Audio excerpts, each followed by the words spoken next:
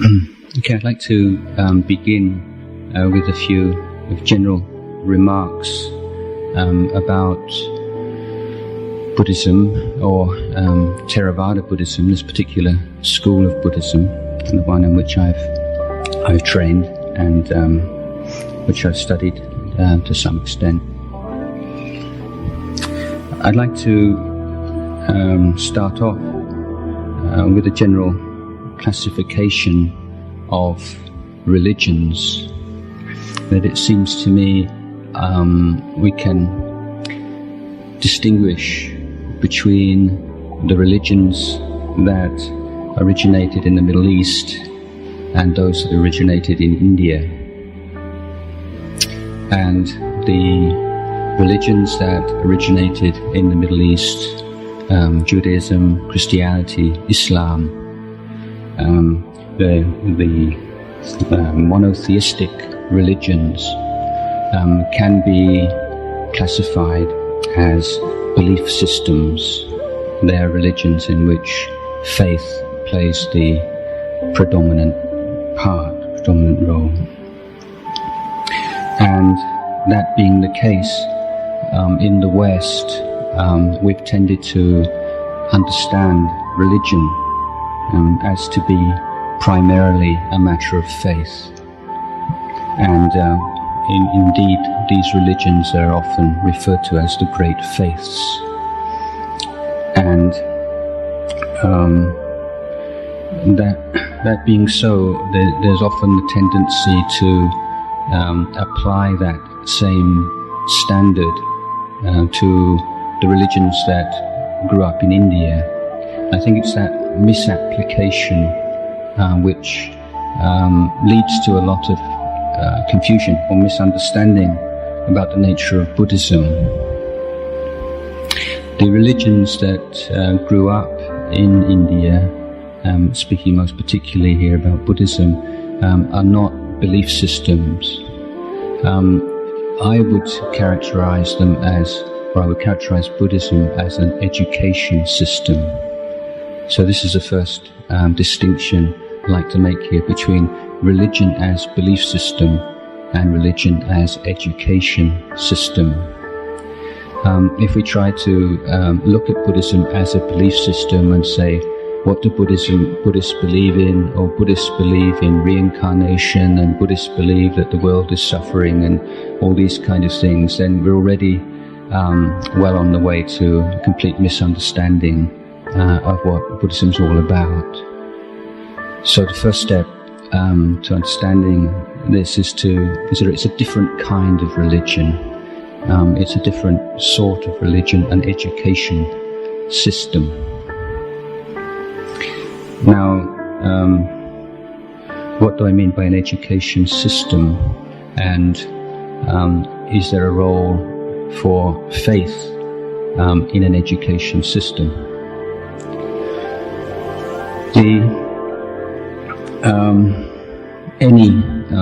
Any endeavor in life, whether it's considered a secular or a religious endeavor, is dependent on taking on certain beliefs. Even scientific research is based on certain beliefs about our ability to understand the world through the means of the senses, and certain implicit beliefs about the nature of reality. So it's a matter of making those beliefs conscious and understanding what belief is. So in Buddhism, we say it's an education system which incorporates faith, or a certain kind of faith, but it's one that also insists on including the nature of faith within the range of those things to be studied. The word for faith used in the ancient Buddhist scriptures is sattha, and you'll find if you look in the suttas, the teachings of the Buddha, that wherever this word occurs, it's always accompanied by the word panya, or faith, or wisdom, as it's usually translated, or discernment. As I say, it's considered that any kind of belief which lacks that willingness to apply one's critical intelligence to is not Buddhist faith. And in Buddhism we make a clear distinction between faith and knowledge. To say faith applies when you haven't experienced something for yourself, and you can choose to believe that it's true or not. But however strongly you believe in something, that belief is not knowledge, at least as Buddhism understands the word knowledge. Now often, if somebody believes in something very strongly, believes in it so strongly that they have no doubts at all, they tend to confuse that strong faith with knowledge. They say, I know. And you say, what do you mean when you say, I know? And you say, I believe. And so we get this kind of circular reasoning that I believe because it's true, and it's true because I believe it. And this is one of the basic foundations for a great deal of strife and conflict in the world, because if you think that something is true because you have no doubts in it, and you feel in your heart that it must be true, then you're inevitably going to have problems when you meet other people or other groups who have exactly the same intuitive certainty about something which you have dismissed as false. And a great deal of difficulties how you relate to somebody who is equally sure that they're right about something that you're sure is wrong.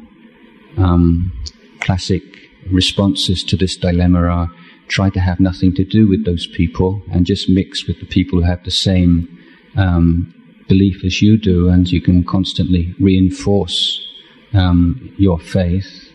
Or you can try and perhaps force people who have a different belief to you to change their beliefs and adopt yours. Or perhaps you can try methods of persuasion of one kind and another. But whatever method you choose, when you confuse faith with knowledge, you're always going to have a problem of us and them. And it's very difficult to transcend that, unless perhaps you answer it by saying, well, we both believe in the same things, we're just using different language, which is kind of a secular humanist way of dealing with this kind of problem. And Buddhism, anyway, says that believe whatever you want to believe, but don't believe your belief to be knowledge. Be humble and realize that whatever you believe, it's not necessarily so. And if all the members of all the different religions in the world had that kind of humility, probably the world would be a lot better place to live in than it is right now. But Buddhism says faith is important because it clarifies the mind. It enables you to make choices, a clear choice, and to follow a path clearly. And it gives you energy and effort. If you look at faith as a means of believing that something has value, then whatever you believe has value or gives meaning to your life, then you're going to commit yourself to that actually quite strongly.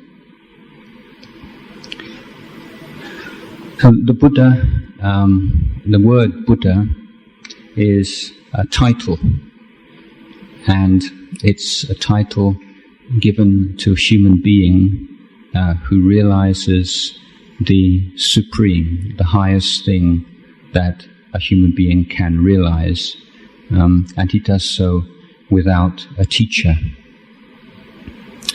And the Buddha of our era was born 2,500 years ago in India, born into a princely family, and after 6 or 7 years of struggle and experimentation, he realized we call nibbana, or enlightenment, whatever you want to call that.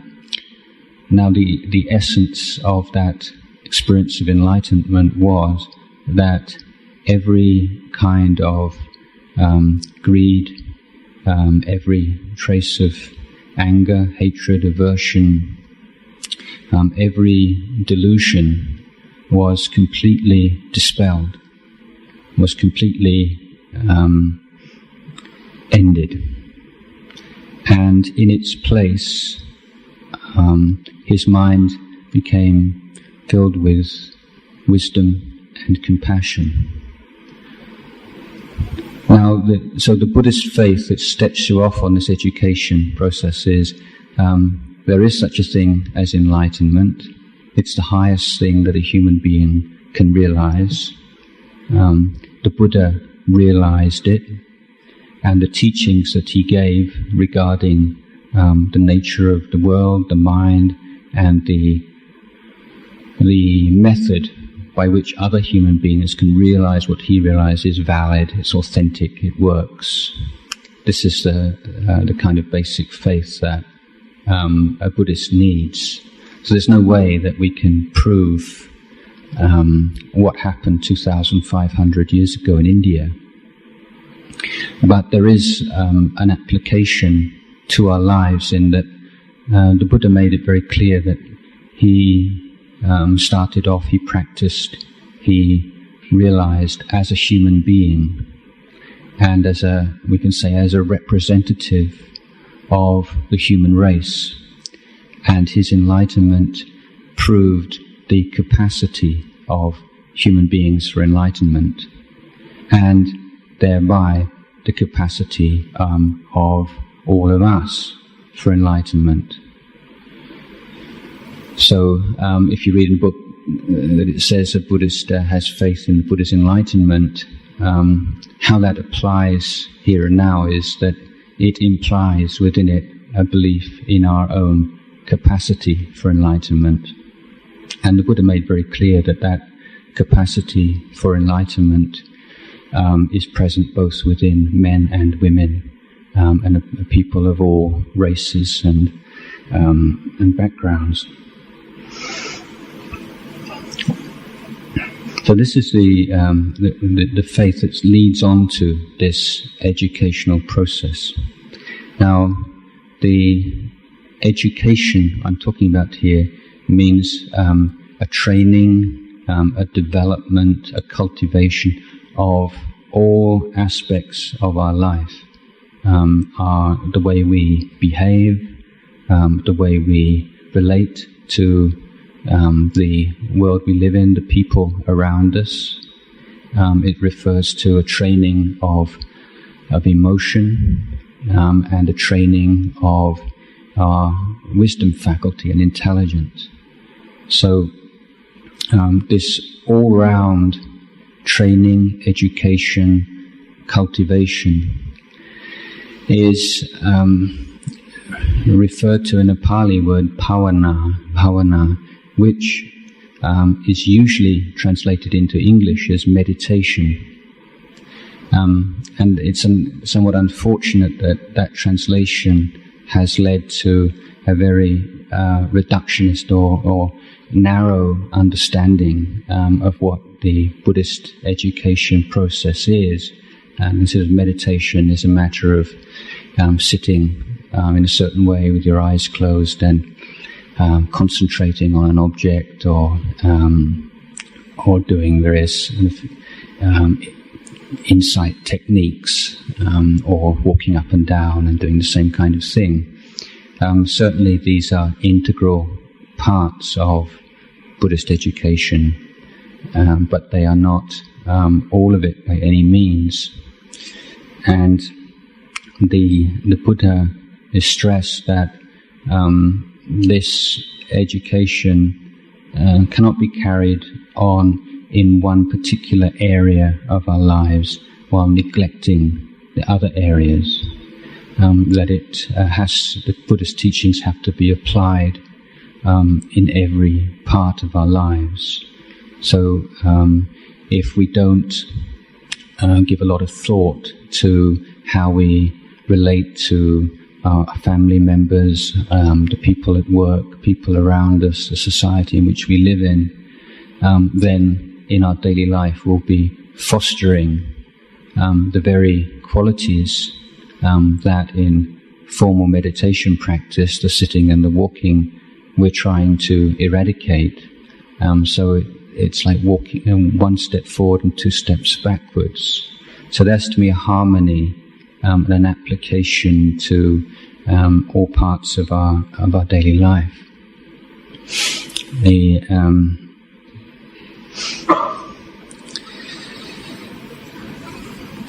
Making my distinction little time at the beginning of the talk between religion as belief system and education system, I think this can be seen quite clearly the relation to morality. Now, in the theistic systems, morality is considered to be laid down by the deity, the supreme deity or God, for human beings to follow and to obey, and there is reward and punishment involved. And because the morality is derived from God, then there is a question of intercession, there's a question of prayer and asking to be forgiven, and so on and so forth. In Buddhism, there is no conception that the Buddha laid down, what's right and what's wrong, and rewards or punishes people. The idea is that the Buddha is someone who understood the nature, human nature, the way things are, the way the world is, and taught the most skillful and intelligent way to live in the world in order to harmonize with those laws. And that being so, the moral code is one which is based on human psychology, and most particularly volition or intention. So the training in morality is a training of volition.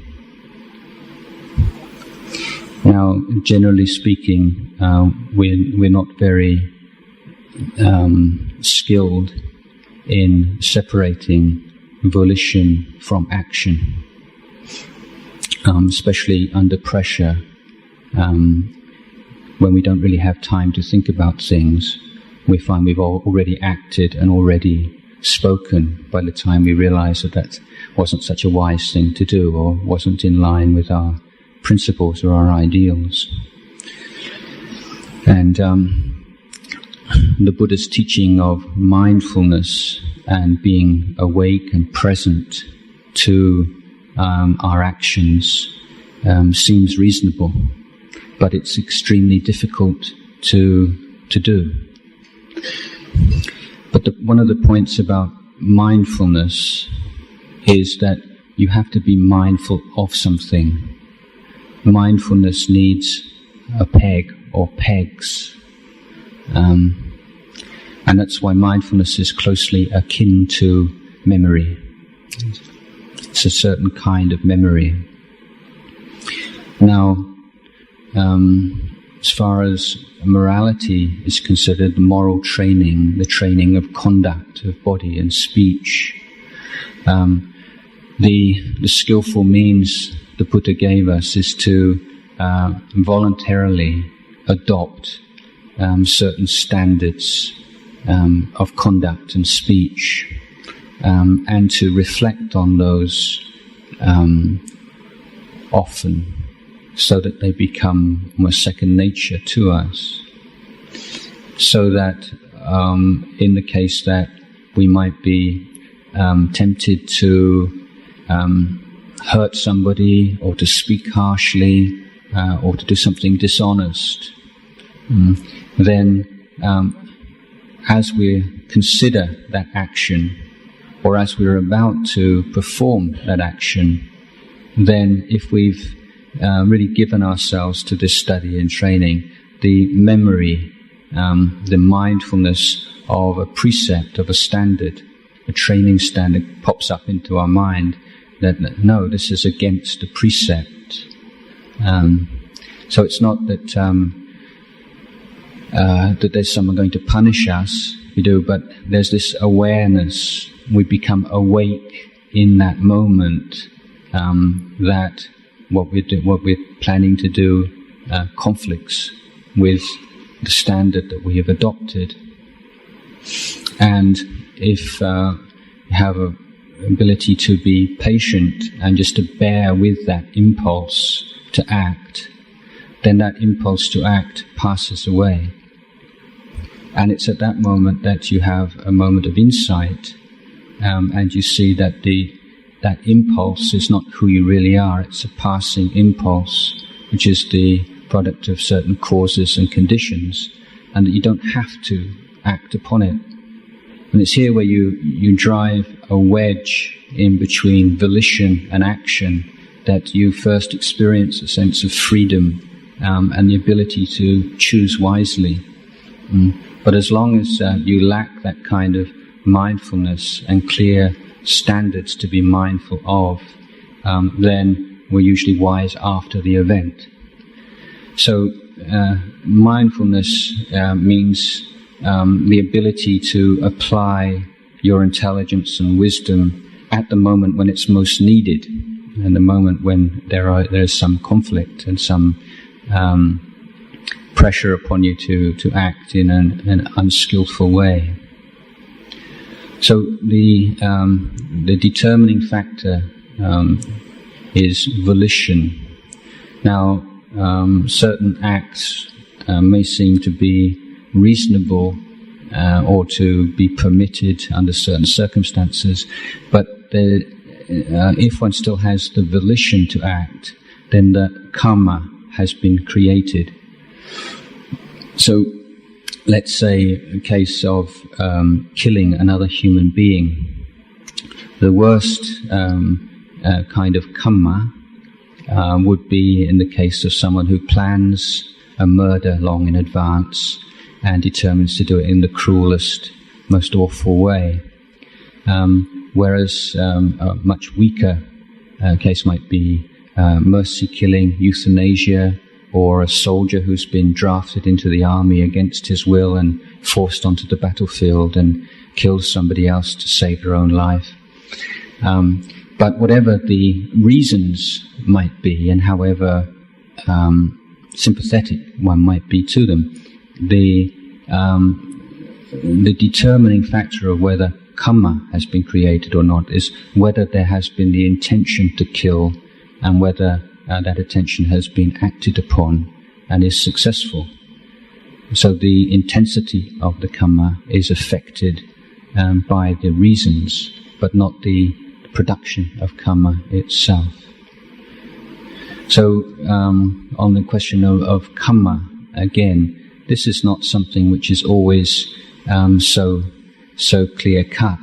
One of the, or not so easily seen. Again, there is a certain necessity for faith or trust. Here, often you hear people who die a horrible death or have some bad experience, and they say, "Oh, it's because I did this when I was a child," or obviously that's just the result of that. But karma is far more complex than that, and is very rarely so clearly seen as you steal something from them, and then a few days later or a few years later someone steals something from you. It's far more complex than that, and certain aspects of the law of karma have to be taken on trust. But they can also be verified in certain areas.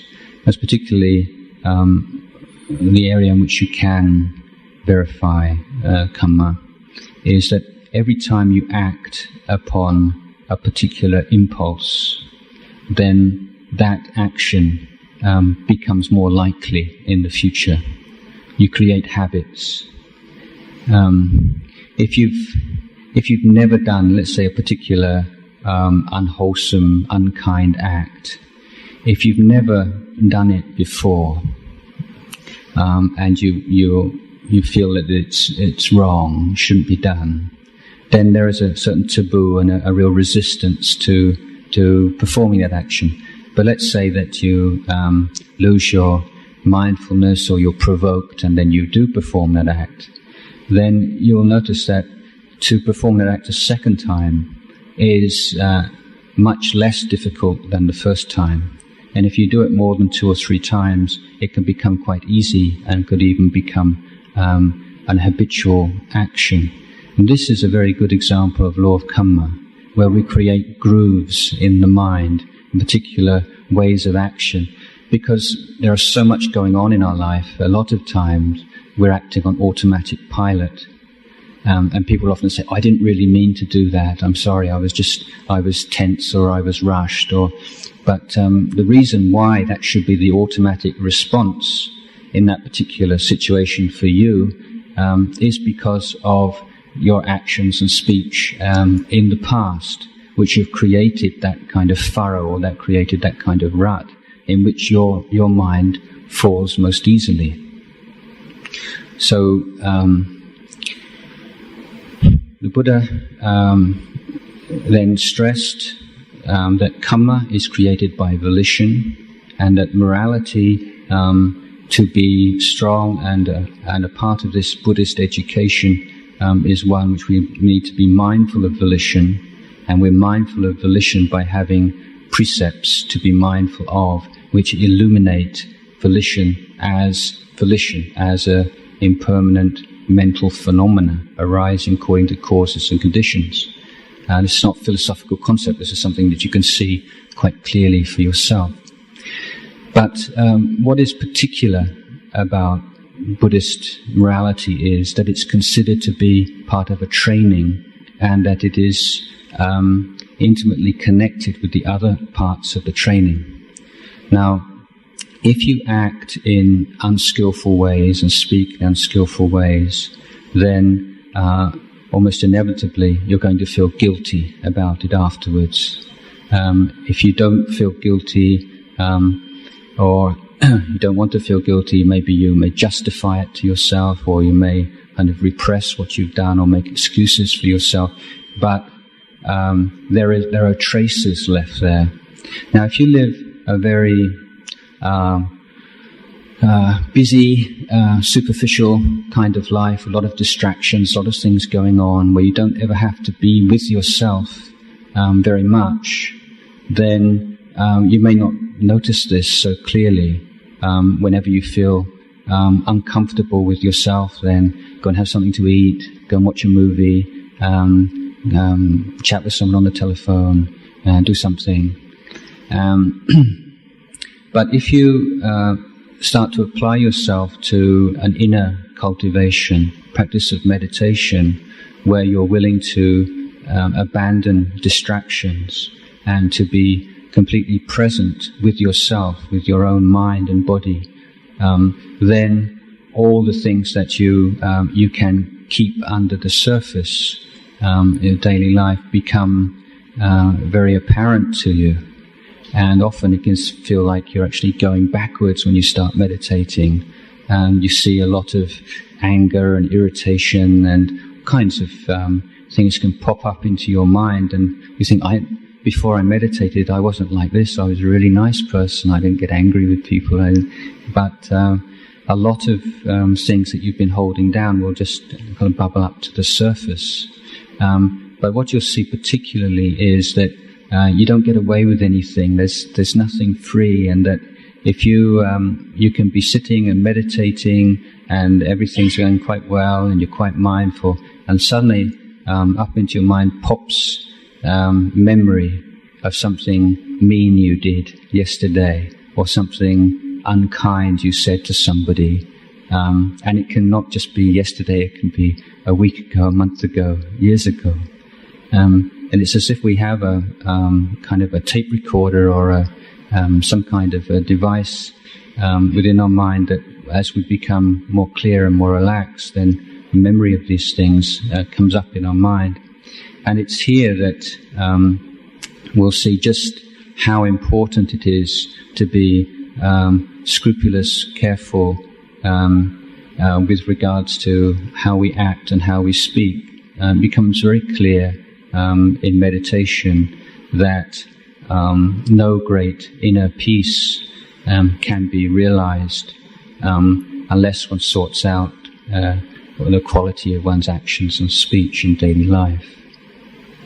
Now, the practice of meditation is one which includes, I'm talking about cultivation of the mind here, is one which includes various kinds of techniques. But particularly, I think, in the West, where it's information-oriented, and we think that problems can be addressed, can be dealt with through more information. That when we start to meditate, we think if we get all the information, get all the tricks and the techniques and everything just down, then we'll be successful. And this is why meditation, I'm using this in a more kind of loose way here, is a very humbling activity, because it's not one that you can use willpower in the same way. Willpower is something which is of use for the practice or the training of body and speech, being self-disciplined, being able to refrain from things that you like, to defer gratification in certain cases. But on the level of the mind, making a firm determination and gritting your teeth and getting down to it, and is not always that successful, because the mind has to be in a very relaxed, pliable kind of state, and it's a skill and an art to train the mind. Now, if you read books about Buddhist meditation, often the wisdom side is emphasized. The vipassana side is emphasized. And indeed, in the States, a number of places in the West, people prefer to refer themselves as vipassana practitioners rather than Buddhists.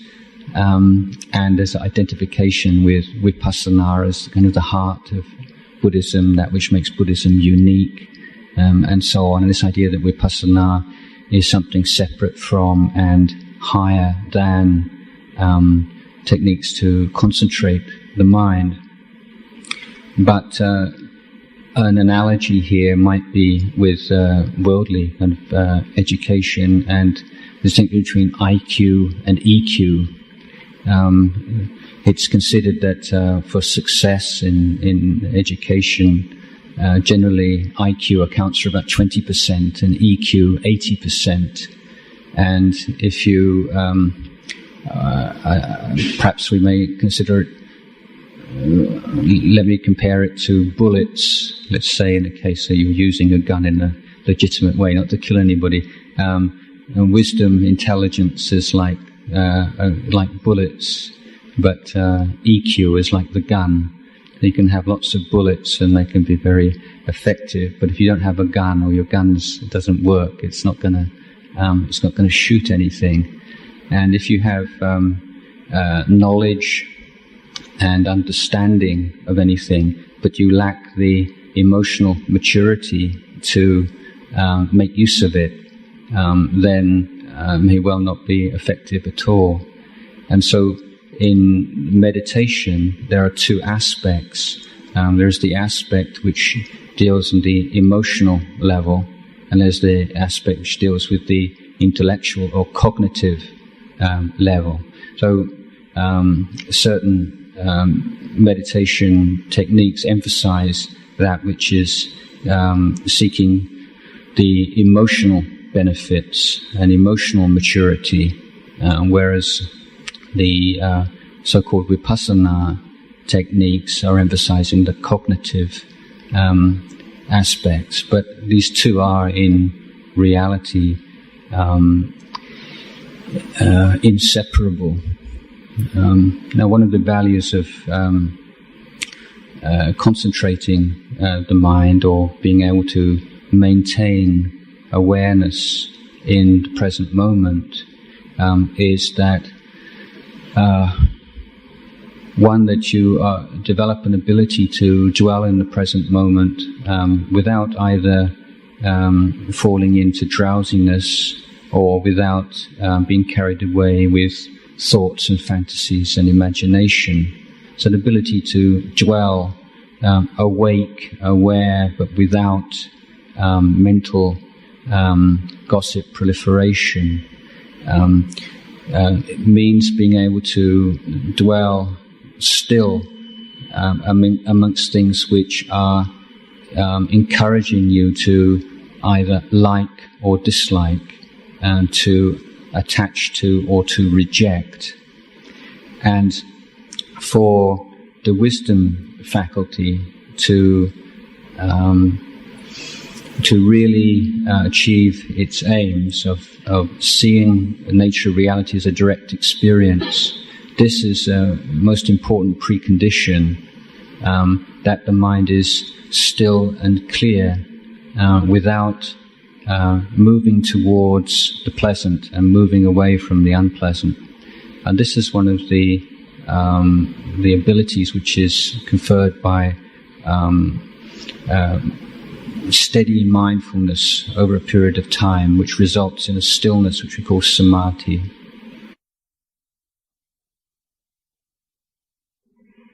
Now, another aspect of this is that when the mind becomes still and calms down, it gives rise naturally to a sense of bliss and a very deep, profound kind of happiness.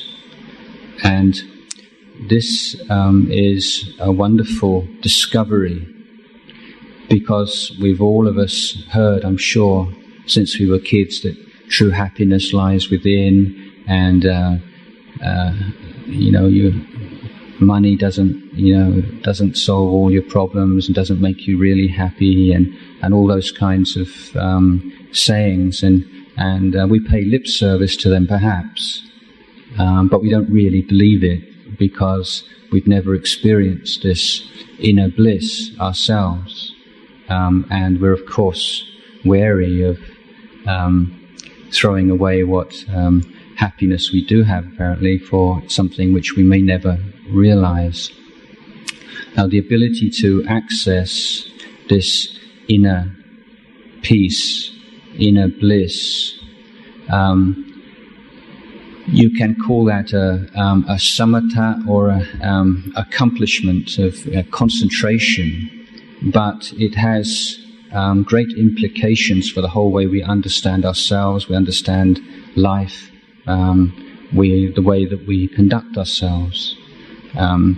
For one thing, it gives us, for the first time, a perspective on the usual kinds of sources of pleasure that we have in our lives, and gives us more willingness to weigh up the pros and cons, and to just to see whether all of the kinds of pleasure that we experience in our life are really worth it. But even if we weigh them up and we consider that they are worth it, then we will at least not be drawn into acting in immoral or harmful ways through a desire for that happiness. It's like if you've got a huge amount of money in the bank, even though you may still say, let's say you win the lottery and you have a huge amount of money, you may well still decide that you still want to carry on working because you enjoy working, even though you don't need the money anymore. So even though you would decide to carry on working and receiving a wage, even though you might not strictly need it, it's highly unlikely that you would be dishonest or try to cheat other people because there's no need. And similarly, when you have this kind of inner peace, then inner happiness, then there's no need to be acting in unskillful, harmful ways out of this sense of inner lack and neediness. So that access to inner peace, inner happiness gives us this contentment and gives us the ability to and the courage to look at our minds more and more clearly. Now, one of the teachings for which Buddhism is very well known is that Buddhism teaches that life is suffering. Again, this is a rather inaccurate translation and understanding. Let's say, first of all, that the word dukkha covers a very wide, huge variety of experiences. Sometimes it's translated as unsatisfactoriness. Can also be translated as lack, the sense that we lack something, no matter how pleasurable we find things and however well life is going. There's always a sense that there's just something we don't quite know what missing. It's not quite right. It's not it yet. And so the Buddha says that everything except for nibbana is fundamentally insecure and fundamentally, or in the last resort, unsatisfactory. That there is a deep yearning in the mind for enlightenment, and that as long as the mind is unenlightened, then it will never be totally free of that sense of lack. Now, that sense of lack can vary from very subtle perception to very coarse kinds of physical and mental suffering. But that whole spectrum of experience, all non-enlightened experience, is summed up under this one word of dukkha. And it's for the comprehension and for the understanding of what dukkha means that this education is undertaken, because it's through understanding dukkha that one is free from it. And this is a very basic principle of Buddha's teaching, is that we only ever transcend something, we're only ever really free from something through thoroughly comprehending it, both intellectually, emotionally, and understanding is a direct experience. Now, the first noble truth of dukkha. Now, this dukkha has a cause of ignorance and craving, and it has an end. It doesn't have to be like this. And there is a path towards its end, this path of training of body, speech and mind. Now, given that the most important concept or word there is dukkha, it has led to this understanding or perception of Buddhism looks on the world as suffering and is kind of pessimistic, without taking into account, of course, Buddhism says, well, the whole point of religious life is to go beyond that, and it is possible, which is a much more optimistic view than is generally credited. But also, the Buddha taught very clearly that the only way that you can understand suffering and the only way that you can transcend suffering is when your mind is happy. So this is the path is a path of increasing happiness, and the culmination of this path of happiness is the complete penetration of the nature of suffering. So meditation is a path of happiness. It's teaching you more intelligent, more sustainable ways of experiencing happiness. Everybody wants to be happy, but very few people are very systematic and intelligent about the way they look for happiness. But the Buddha says that any kind of goodness, intelligent action will lead to a sense of inner buoyancy and inner well-being. And if that inner well-being is cultivated further, it gives rise to bliss and happiness, and the happy mind becomes concentrated, and the concentrated mind sees things as they truly are. So the Buddha made very clear that happiness and pleasure, when it's coming from blameless sources, is not only not to be avoided, but it's something definitely to be cultivated. So the happy mind is a strong mind. If you can see this just generally, if you're in a happy frame of mind and somebody comes to you with their problems, then you're very likely to be much more likely to be patient and to be able to listen to them well and to be able to help them however you can, than if yourself you're full of inner worries and doubts and anxieties, and you're so caught up in your own problems you have little time for anybody else's. And the ability to stay with something and to be able to look at it carefully and clearly means that the state of the mind and the emotional state of the mind is as important as the particular knowledge and information that you might have. So the path of meditation is one which depends on mindfulness, ability to be clear, awake, bright here in the present moment, and to by that to experience or to investigate the nature of happiness and unhappiness, and to be and to experience for yourself that the extent to which you can abandon unwholesome thoughts of greed, hatred and delusion is the extent to which you yourself experience inner peace and happiness, and also you have that kind of resource to be able to help other people. So these are a few preliminary sort of reflections and thoughts about Buddhist teaching.